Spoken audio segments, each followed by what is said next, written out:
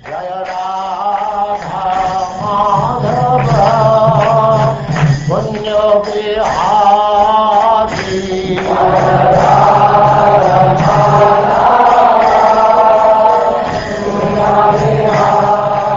And now chapter 81. The Lord blesses Sudama Brahman.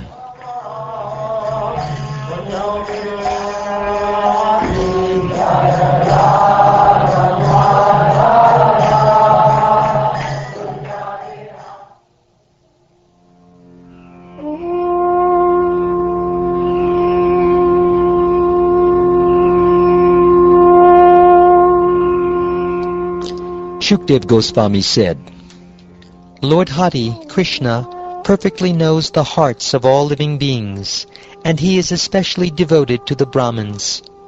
While the Supreme Lord, the goal of all saintly persons, conversed in this way with the best of the twice-born, he laughed and spoke the following words to that dear friend of his, the Brahmin Sudama, all the while smiling and looking upon him with affection. The Supreme Lord said, O Brahman, what gift have you brought me from home? I regard as great even the smallest gift offered by my devotees in pure love, but even great offerings presented by non-devotees do not please me. If one offers me with love and devotion a leaf, a flower, a fruit, or water, I will accept it.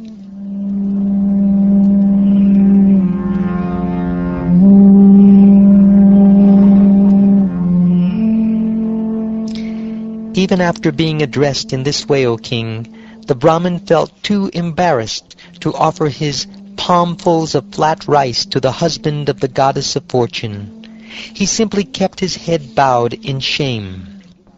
Being the direct witness in the hearts of all living beings, Lord Krishna fully understood why Sudama had come to see him.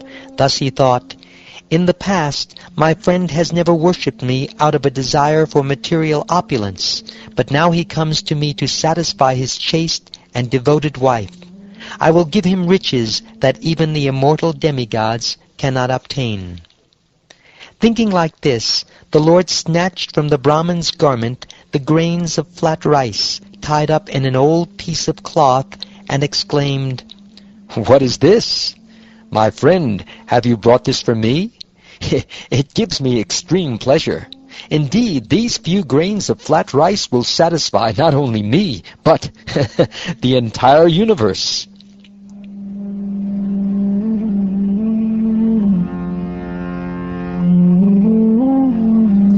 After saying this, the Supreme Lord ate one palmful, and was about to eat a second when the devoted goddess Rukmini took hold of his hand.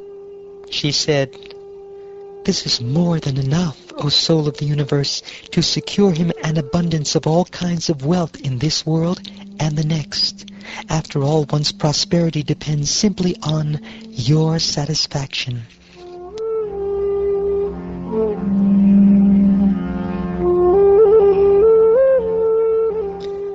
The Brahmin spent that night in Lord Achyuta's palace after eating and drinking to his full satisfaction.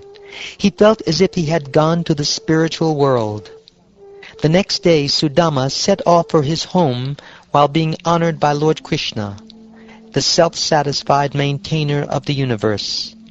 The Brahmin felt greatly delighted, my dear king, as he walked along the road. Although he had apparently received no wealth from Lord Krishna, Sudama was too shy to beg for it on his own. He simply returned home, feeling perfectly satisfied to have had the Supreme Lord's audience. Sudama thought, Lord Krishna is known to be devoted to the Brahmins, and now I have personally seen this devotion. Indeed, he who carries the goddess of fortune on his chest has embraced the poorest beggar. Who am I? A sinful, poor friend of a Brahmin. And who is Krishna? The Supreme Personality of Godhead, full in 6 opulences. Nonetheless, he has embraced me, with his 2 arms. He treated me just like one of his brothers, making me sit on the bed of his beloved consort. And because I was fatigued, his queen personally fanned me with a yak-tailed chamara.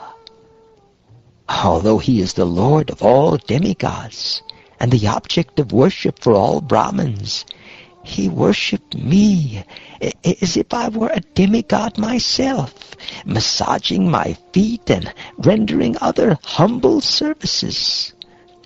Devotional service to his lotus feet is the root cause of all the perfections a person can find in heaven, in liberation, in the subterranean regions, and on earth. Thinking if this poor wretch suddenly becomes rich, he will forget me in his intoxicating happiness. The compassionate Lord did not grant me even a little wealth.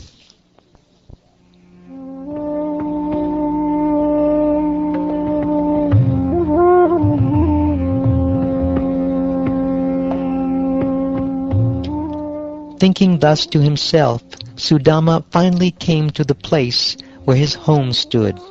But that place was now crowded on all sides with towering celestial palaces, rivaling the combined brilliance of the sun, fire, and the moon. There were splendorous courtyards and gardens, each filled with flocks of cooing birds and beautified by ponds in which Kumuda, Amboja, Kalara, and Utpala lotuses grew. Finely attired men and doe-eyed women stood in attendance. Sudama wondered, what is all this? Whose property is it? How has this all come about? As he continued to ponder in this way, the beautiful men and maidservants, as effulgent as demigods, came forward to greet their greatly fortunate master with loud song and instrumental music.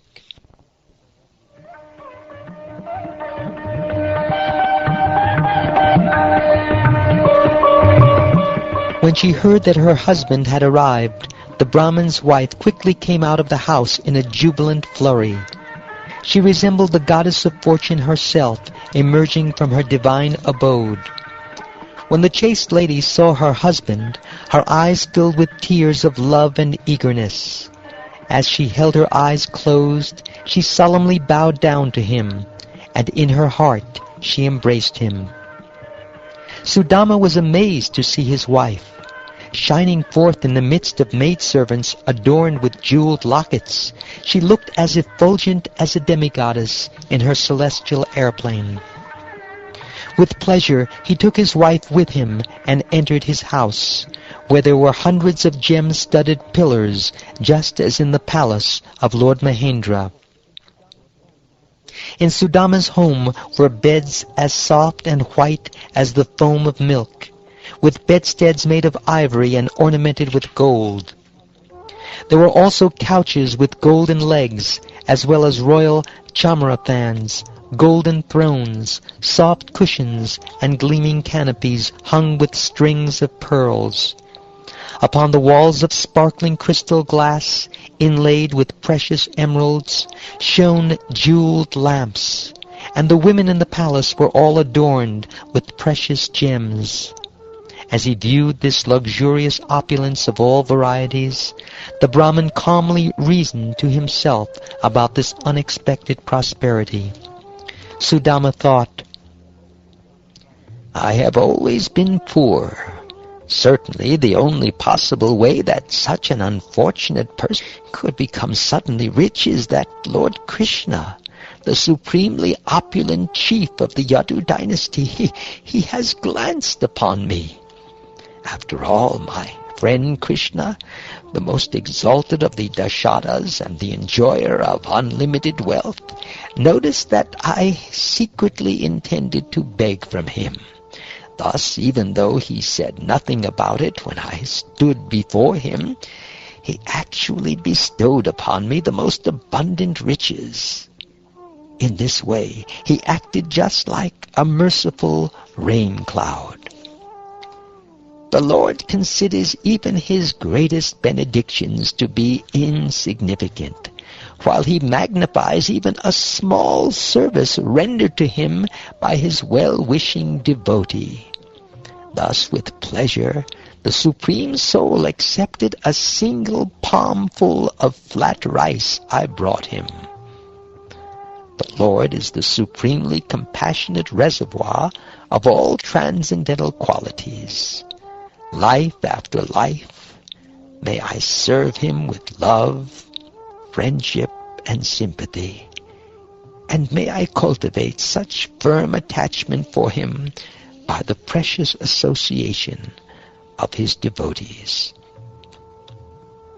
To a devotee who lacks spiritual insight, the Supreme Lord will not grant the wonderful opulences of this world, kingly power and material assets.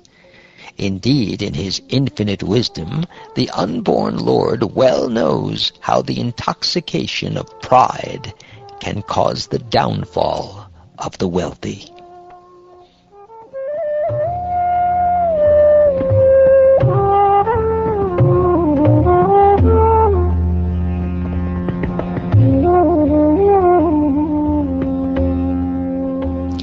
Thus firmly fixing his determination by means of his spiritual intelligence, Sudama remained absolutely devoted to Lord Krishna, the shelter of all living beings.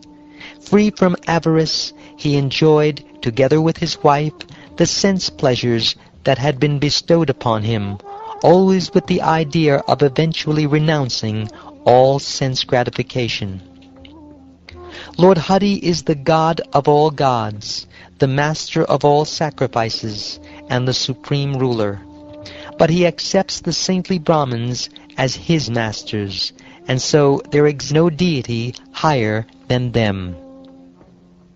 Thus, seeing how the unconquerable Supreme Lord is nonetheless conquered by his own servants, the Lord's dear Brahmin friend felt the remaining knots of material attachment within his heart being cut by the force of his constant meditation on the Lord. In a short time he attained Lord Krishna's supreme abode, the destination of great saints. The Lord always shows Brahmins special favor. Anyone who hears this account of the Supreme Lord's kindness to Brahmins will come to develop love for the Lord, and thus become freed from the bondage of material work.